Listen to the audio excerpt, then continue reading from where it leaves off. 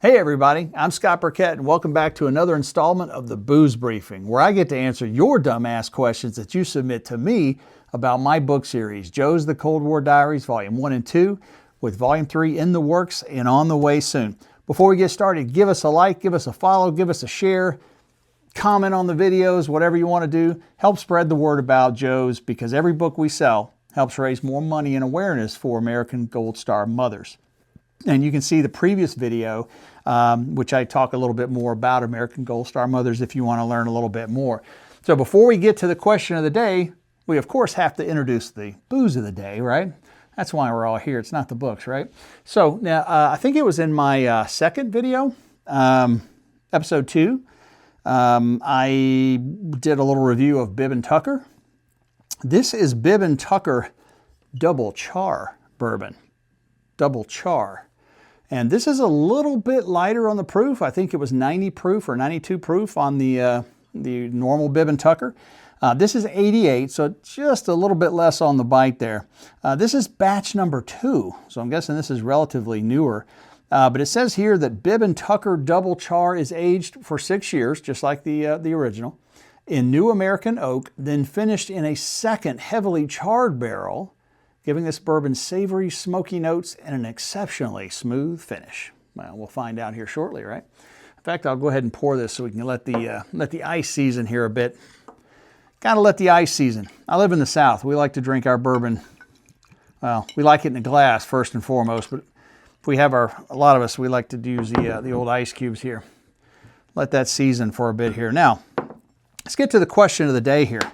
Now, what I do, this is a question from Abby, who wants to know, did your chain of command ever read these books? And if so, how are you still alive?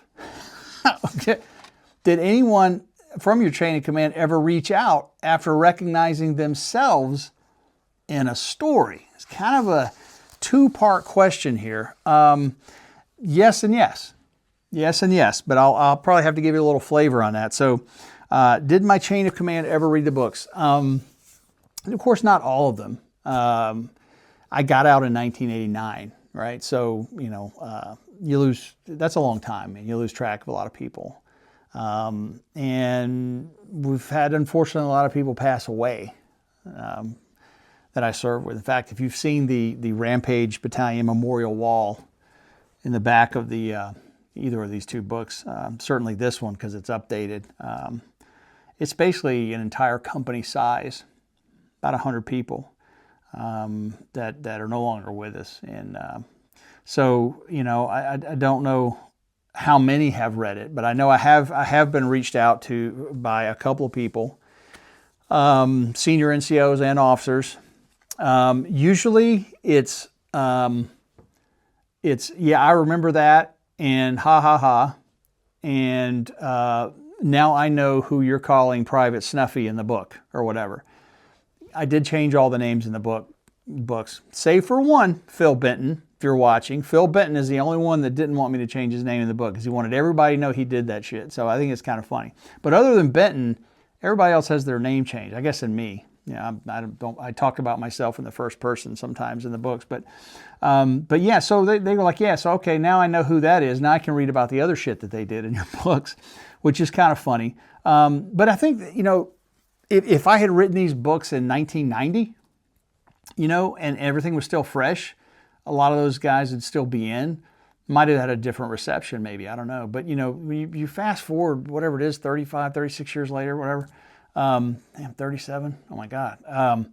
You have that benefit of time going by, right? And so I think looking back, there's nostalgia associated with it, no matter what role you played in these stories, there's some nostalgia associated with it.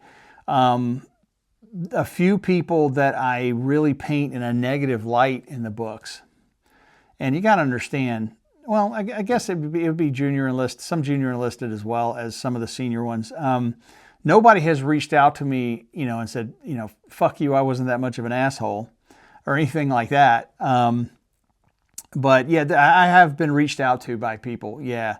I've also been reached out by people that said, I remember that, but hearing about that story happening at the time, but I didn't know that level of detail behind it, you know, or who was all involved in that story, even though I've changed the names, you know. There is a code to the way I've changed people's names that may only be applicable if you were stationed back then and can remember all of our original names, by the way. It's like my own Dan Brown Da Vinci Code thing, like I wrote it in the book. Anyway, so yeah, but they have reached out. And speaking of chain of command, I do know that as of, I'd say probably around 2020, somewhere around there, I do know that this book was making the rounds at NATO headquarters in The Hague, or wherever the hell that's at, over there. They were, in fact, the highest ranking American enlisted person there was a command sergeant major who was a liaison, this, that, and the other two. You know, he read it. A guy that I was stationed with as a young private in West Germany read it. And by the time he read the book, and when I published this one in 2016, 2017, at the time he was the command sergeant major of the armor school at Fort Knox, right before they moved everything back to Fort Benning. So he stayed in the Armor Corps and tanks, you know, his entire career. You know, and it took him down memory lane, right, with some of the crazy stories and shit. Of course, because he was a private. He was in this stuff with us back then. Anyway, so yeah, that's the story. Those are the questions for today. Thanks for the question, by the way, Abby. And if you have more follow-ups, post them, send them to me, DM, email, whatever. All right, let's give this a try. This is Bibb & Tucker Double Char Bourbon. I'm supposed to be getting bourbon savory smoky notes, or so they say. Here we go.